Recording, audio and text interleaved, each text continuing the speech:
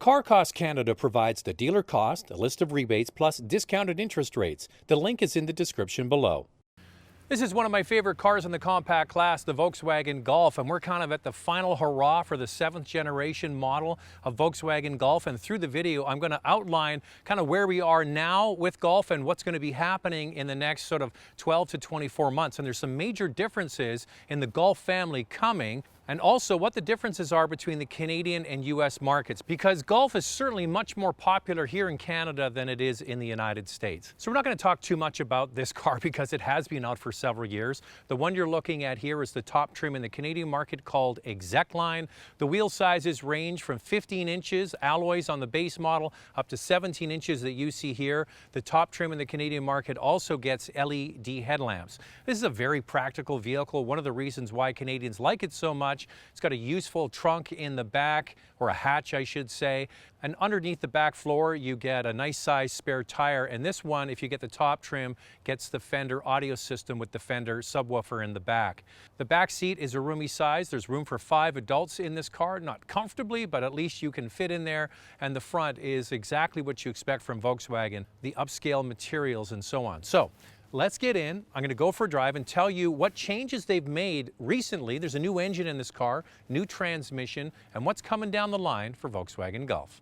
As I mentioned, I'm not going to spend too much talking about the design of this car. It's been out for several years now. The inside, classic Volkswagen, simple, clean lines. And the one thing I will say about Volkswagen design is it ages well. This car, if you got in it 4 or 5 years from now, you go, yeah, this is nicely put together. It's got nice materials. The screen sizes on the base model in the Canadian market, 6.5 inches. Then the top 2 trims, or I should say the middle and top trim, are the 8-inch unit that you see here. So pretty good size. All come with Apple CarPlay and Android Auto. In Canada, base gets cloth seats, middle gets leatherette seats, and the top gets these leather seats.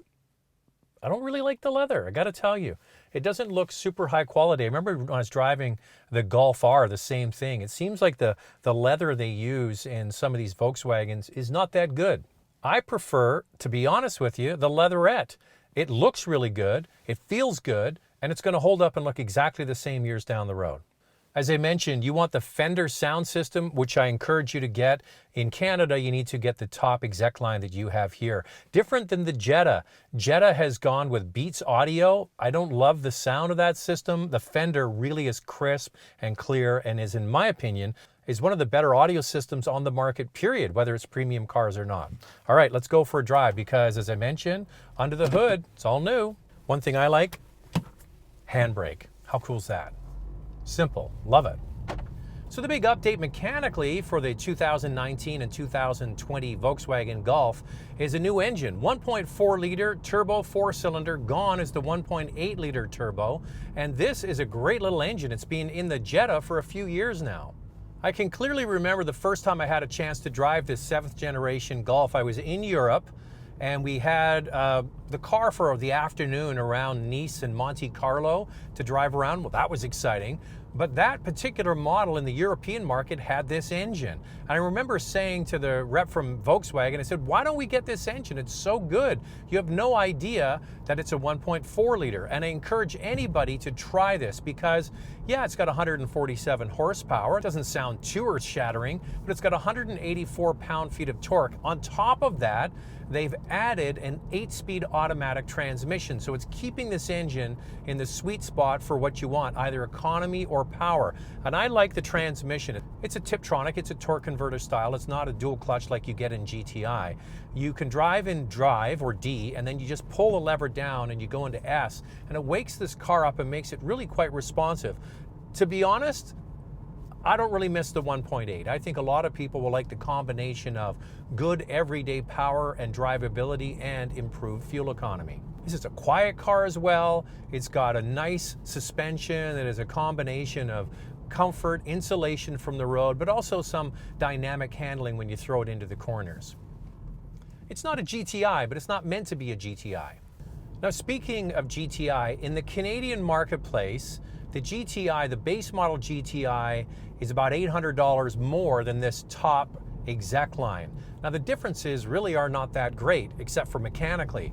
You get cloth seats instead of the leather. I'd be perfectly fine with that. You get the 8-inch display audio, the same as here. You don't get the LED headlamps, which are only available on this top exec line in the Canadian market, but I could live with that because you go from 147 horsepower to 228 horsepower. That's a big jump for $800. So if you're shopping for this Golf in the Canadian marketplace, maybe a base model GTI would be a better buy than this top regular model, but it's going to use more gas. Okay, I teased it at the beginning. What's happening with the Golf family? Well, here's what I know. I spoke to the PR rep from Volkswagen Canada, did a radio interview about 3 weeks ago, and I thought I'd pass it along to you. So Volkswagen Golf, the one I'm in now, will continue through 2019 and 2020 as this current Mark 7. At some point, probably within the next 6 months, we're going to get our first look at the Mark 8 Golf. That car is going to be sold in Europe first and then come to Canada only. It will not be coming to the United States. Canada has a commitment that the Mark 8 regular Golf will be coming to the Canadian market, not for the United States. In the US, they're going with GTI and Golf R as their only Golf as they move forward into the Mark 8. So what's happening with the Sportwagen and the Alltrack? Well, after the 2019 model year, Volkswagen will not be selling that product in North America. They are going to be coming in with a smaller utility vehicle under Tiguan, which they hope will fill that market.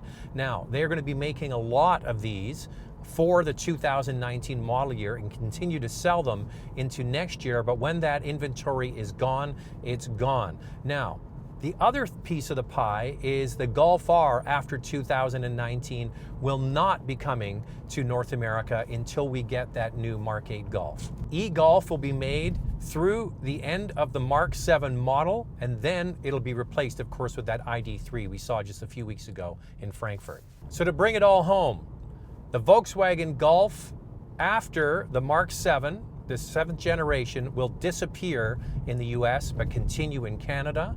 The station wagon will disappear altogether from Canada and the United States, and GTI and Golf R will be coming back in the new form, starting with the Mark 8, hopefully in the next year and a half or so. So, the good news is, they have updated this last version of the Mark 7 Golf with a new engine and new transmission. It's very good. If you're in the market for a compact car, I encourage you to try it. It's still one of my favorites. It's a good all-rounder, does everything well. They could improve things like standard LED headlamps, and they could add also the advanced safety features that you get in other brands. They still charge for it here in this marketplace, and I think that's a missed opportunity. So in the United States, this car is only sold with 2 trims. In Canada, it's sold with 3 trims. The entry-level base used to be called Trendline. Now in Canada, they have Comfort Line, High Line, and Exec Line. That's the one you're looking at here. And the prices are roughly $22,500, $25,500, and just over $30,000. Volkswagen certainly could do a much better job of including some standard features like forward collision warning and autonomous braking. Standard LED headlamps, you get those features in a base model Corolla. The new engine and transmission combo really does work. It's excellent, and I think it provides better fuel economy, and you don't miss the old 1.8. It's going to be interesting to see what the next generation looks like. We're hopefully going to see it in the next few months for the European marketplace. If you like the 7th generation Golf, you might want to get it before it's gone.